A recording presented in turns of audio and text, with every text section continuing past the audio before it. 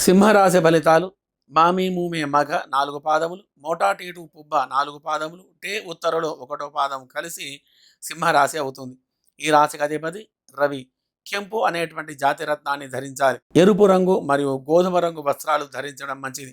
రవి గ్రహానికి మరియు విష్ణుమూర్తి ఆరాధన, లక్ష్మీదేవి ఆరాధన చేయడం చాలా మంచిది.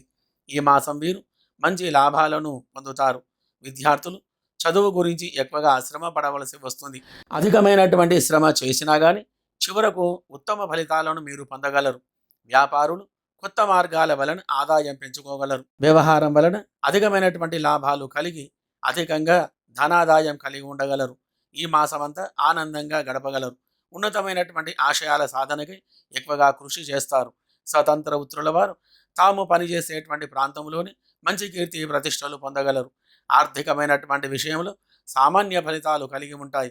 మరియు సాంకేతిక రంగాల వారికి ఇది ప్రతికూలమైనటువంటి మాసం, అనగా అనుకూలమైనటువంటి ఫలితాలు కలగక ఇబ్బందులు అనేటివి కలుగుతుంటాయి.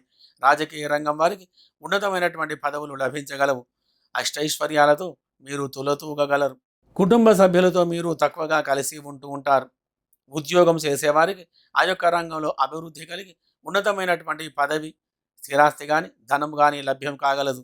భూ వ్యవహారముల వలన అనుకూలమైనటువంటి ఫలితాలు మీకు కలిగి ఉంటాయి. వ్యవహారం గురించే కానీ ఈ మాసం మంచి యోగదాయకంగా ఉంటుందని చెప్పాలి. అనుకూలమైనటువంటి మంచి ఫలితాలు ఎక్కువగా కలిగి ఉంటాయి. కాబట్టి అన్ని వృత్తుల వారికి, అన్ని రంగముల వారికి రవి యొక్క బుధుని యొక్క గ్రహస్థితి వలన, విశేషం వలన మంచి ఫలితాలు కలిగి సుఖంగా సంతోషంగా ఉండగలరు. శుభం భూయాత్.